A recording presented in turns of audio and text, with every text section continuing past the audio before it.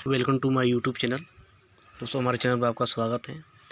आज हम लोग पढ़ेंगे जो ग्रुप डी में साइंस के क्वेश्चन जो इम्पोर्टेंट आते हैं, और ये प्रीवियस ईयर के क्वेश्चन जो पेपर में रेलवे ग्रुप डी में और लोको पायलट में अधिकांश क्वेश्चन बहुत पूछे गए थे। तो देरी ना करते हुए चलते हैं क्वेश्चन की तरफ। तो हमारा पहला क्वेश्चन है, पौधों में पाए जाने वाला श्वेत पीले या भूरे रंग का पदार्थ कहलाता है लेटेक्स कहलाता है। अगला क्वेश्चन है, गुणसूत्र का नाम देने वाले वैज्ञानिक थे वाल्डेयर गुणसूत्र का नाम देने वाले वैज्ञानिक थे।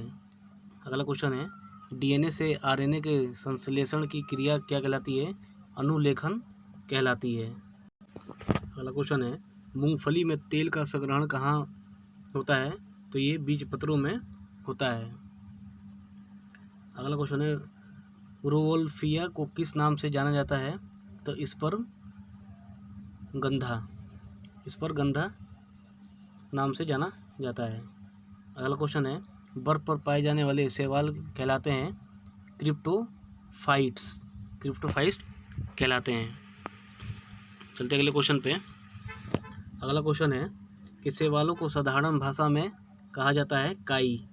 शैवालों को साधारण भाषा में, जो हम घरेलू भाषा में कहते हैं कि काई, जो हरे प्रकार के होते हैं जिस पे फिसलन बहुत ज़्यादा होती है।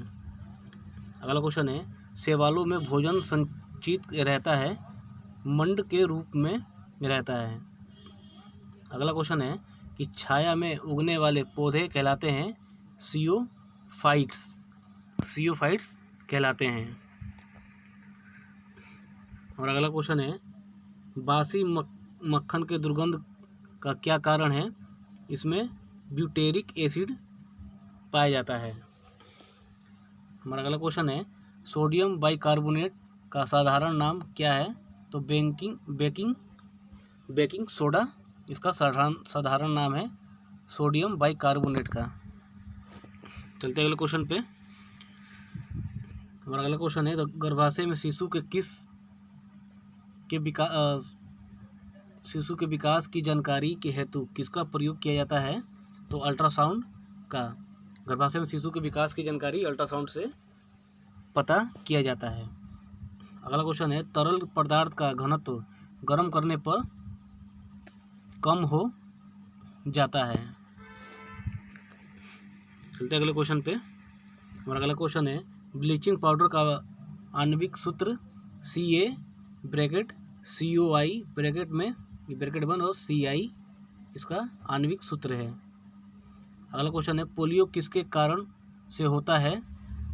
तो ये वायरस विषाणु के कारण होता है। अगला क्वेश्चन है कि बिच्छू का विष कहाँ पर होता है? तो ये डंक में होता है। अगला क्वेश्चन है कि सागरीय खरपतवार किसका महत्वपूर्ण स्रोत है? तो ये आयोडीन का महत्वपूर्ण स्रोत है। अगला क्वेश्चन है कि कौन सा रंग दिए को अधिकतम दर्शनीय देता है? ये पीला रंग देता है। हमारा अगला क्वेश्चन है कि क्लोरोफॉर्म बनाने के लिए क्या प्रयोग में लाया जाता है? तो इथेनॉल लाया जाता है क्लोरोफॉर्म बनाने के लिए।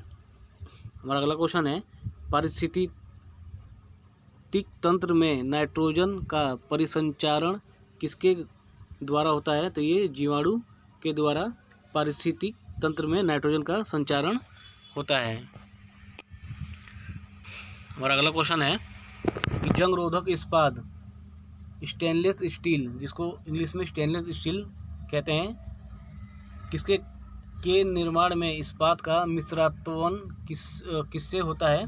तो क्रोमियम और निकेल के से होता है। हमारा अगला क्वेश्चन है, अभिसारी लेंस की फोकस दूरी होती है चिन्ह में धनात्मक होती है।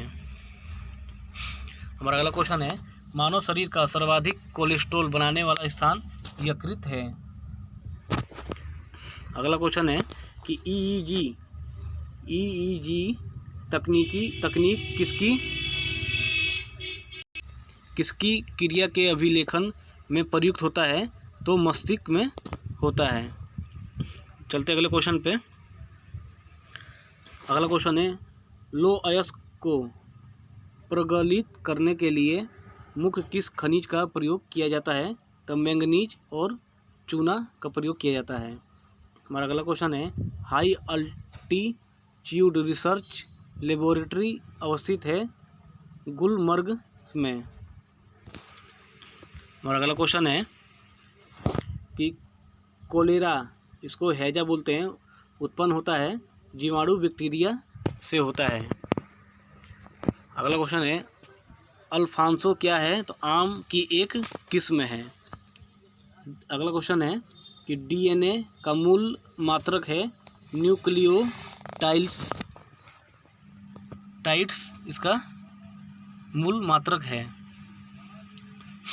हमारा अगला क्वेश्चन है, सूर्य प्रकाश को नाभिक बिंदु पर लाने में किसका प्रयोग किया जाता है? तो ये अवतल दर्पण का प्रयोग किया जाता है। क्या क्वेश्चन है कि सूर्य प्रकाश को नाभिक बिंदु पर लाने के लिए इसका अवतल दर्पण का प्रयोग किया जाता है। अगला क्वेश्चन है, संसार में सर्वप्रथम बारूद गन पाउडर का आविष्कार कहाँ हुआ था? तो ये चीन में हुआ था। अगला क्वेश्चन है हमारा कि सेलुलर और मोलिकुलर जीवशास्त्र का केंद्र स्थित है हैदराबाद में। अगला क्वेश्चन है, राष्ट्रीय आहार संस्थान कहाँ पर स्थित है? तो ये हैदराबाद में है, राष्ट्रीय आहार संस्थान। अगला क्वेश्चन हमारा है कि भौतिक विज्ञान में पहला नोबेल पुरस्कार जीतने वाले व्यक्ति विलियम रोएंटजन हैं। अगला क्वेश्चन है, सूर्य की किरणों की तीव्रता मापने वाले उपकरण को क्या कहते हैं? तो एक्टियोमीटर कहते हैं। हमारा अगला क्वेश्चन है, एक उड़ते हुए चक्के की प्रति सेकंड घूर्णन किससे मापी जाती है? तो स्ट्रोबोस्कोप से नापी जाती है। अगला क्वेश्चन है कि ऑक्सीजन की खोज किसने की थी? तो प्रिस्टले ने की थी। प्रिस्टले ने ऑक्सीजन की खोज की थी। हमारा अगला क्वेश्चन है कि पानी में तैरती वस्तु का आभासी भार होता है शून्य, ये शून्य होता है। TNT जो ट्री निट्रोटोलुइन महत्वपूर्ण है विस्फोटक पदार्थ के लिए, ये बहुत ज़्यादा महत्वपूर्ण है। हमारा अगला क्वेश्चन है, कैंसर अस्थि मज्जा के कौन से भाग को प्रभावित करता है? तो ल्यूकेमिया को बहुत ज़्यादा प्रभावित करता है। हमारा अगला क्वेश्चन है कि सूर्य तारों के जिस परिवार से संबंधित है उसे जाना जाता है सुपरनोवा से। अगला क्वेश्चन है हमारा कि सेरेब्रम संबंधित है मस्तिष्क से। हमारा अगला क्वेश्चन है कि NTP पर किस गैस के 1 मोल का आयतन होता है? तो 22.4 लीटर मोल का आयतन होता है। अगला क्वेश्चन है, दालचीनी पेड़ के किस भाग से एकत्र की जाती है? तो ये छाल से दालचीनी इकट्ठी की जाती है। अगला क्वेश्चन हमारा है कि सामान्यतः भर्जन किस अयस्क में किया जाता है? तो सल्फाइड अयस्क में किया जाता है। हमारा अगला क्वेश्चन है कि नाभिकीय रिएक्टर के विनिर्माण में कौन सा तत्व अनिवार्य है? तो जर्कोनियम अनिवार्य है। हमारा अगला क्वेश्चन है कि समान मूत्र में विद्यमान ग्लूकोज का प्रतिशत होता है 0.1%। अगला क्वेश्चन है कि गरीशिका एक नली है जो और क्या कहलाती है? तो आहार नली ये कहलाती है ग्रसिका। ग्रसिका को हम आहार नली भी कहते हैं और आहार नली को हम गरीशिका भी कहते हैं, चाहे गरीशिका नली भी कहते हैं। हमारा अगला क्वेश्चन है कि जीन का आकार कैसा होता है? तो सर्पिलाकार का होता है। जल में सबसे कम घुलनशील गैस नाइट्रोजन N2 है। हमारा अगला क्वेश्चन है कि अमोनिया क्लोराइड के जलीय विलयन की प्रकृति होगी अम्लीय। हमारा अगला क्वेश्चन है